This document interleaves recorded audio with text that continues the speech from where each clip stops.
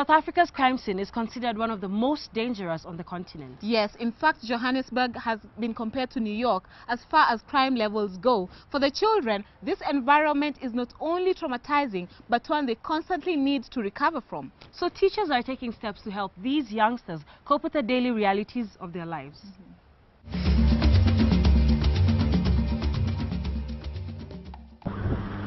Kyle Bailey goes to school every morning hoping to make his future bright.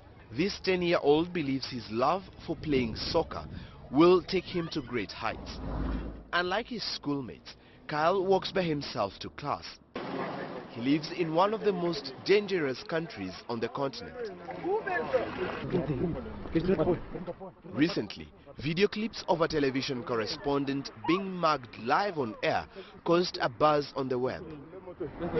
Literally seconds before going on air for the 7 o'clock bulletin, I'd just done one at 6:30. Vuyo Mvoko, a news editor with SABC, South Africa's national broadcaster, was the star of the March 10th incident. As he prepared for a live report for the evening bulletin, 2 armed men were seen striding past him and returning to rob him and his crew. I had my phone in my hand because I had just spoken to the executive producer about the crossing of the bulletin, about the crossing we're about to do. And then someone comes, I'm like, hey, what's your problem? You know? And then suddenly I'm like, it's all these strangers I don't know. But I was wondering, I mean, who could like possibly, you know, disturb me while they know that we're like literally seconds before going on air?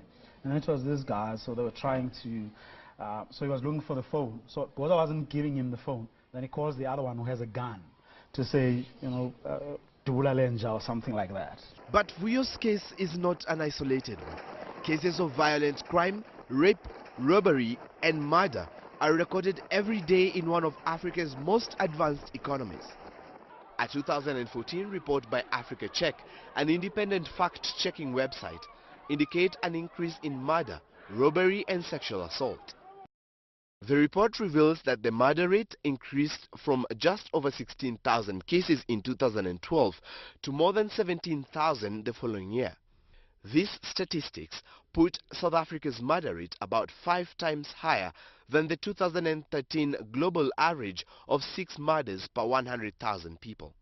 Additionally, serious robberies jumped 11% from 203 cases per 100,000 people in 2012 to 225 in 2013.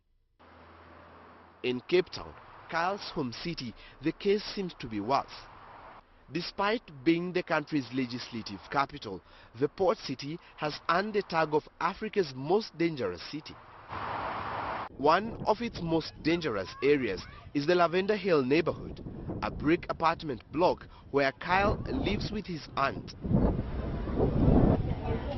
Kyle is a student at the nearby Levana Primary School. Some of the parents are gangsters, or some of the brothers or family members, and they see it like every day. To some of them it's like it's the norm, you know.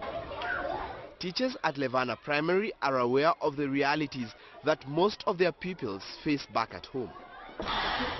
So for Kyle and his schoolmates, the school has offered an extracurricular program to help youth from the township deal with the realities of life in Lavender Hill. Yoga is one of the main activities here. Through meditation, the children learn to retreat to a safe place in their minds and forget about their environment, even if it's just for a while. Like I said, it keeps me much calmer and it takes my stress away that I think about gangster stuff. And my friends, if I play soccer, my friends also help me. They talk to me about I mustn't think about that kind of stuff. But yoga, when I do yoga and at the end, it keeps me much calmer. It also keeps them busy for a few hours after school before many working parents get home. This is the period gangs used to scout for new members and recruit youngsters, some as young as 12.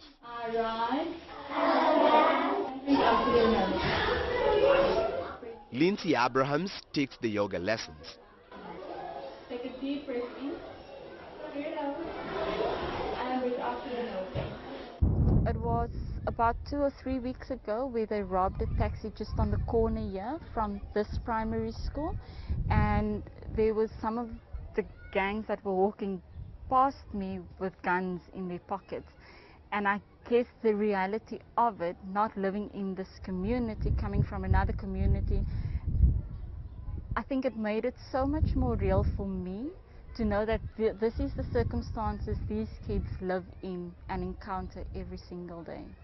Does this world look like this world? Organizers hope to expand the program to other provinces of South Africa.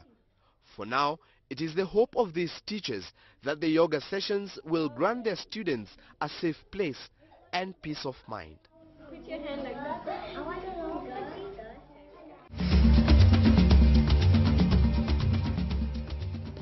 Let me tell you something about myself. Please do.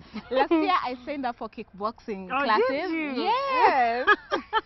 Why are you laughing? Because I know you can throw a punch or a kick to I save your life. I can throw a kick.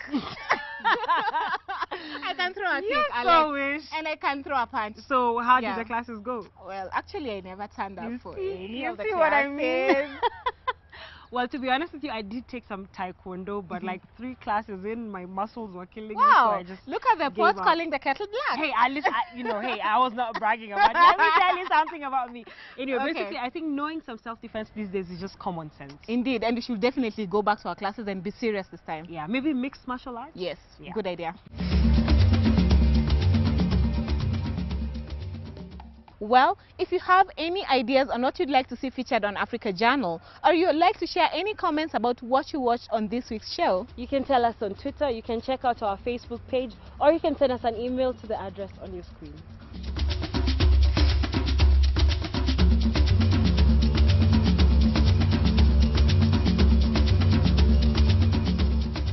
well, that's it for this week, but here's what's coming up next week.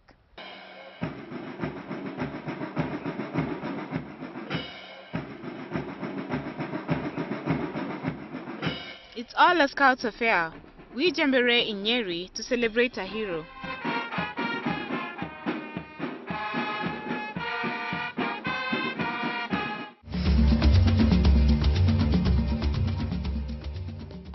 From me, Crystal Onkel. And me, Alexandria Majala, and the entire Africa Journal team. Have an amazing week.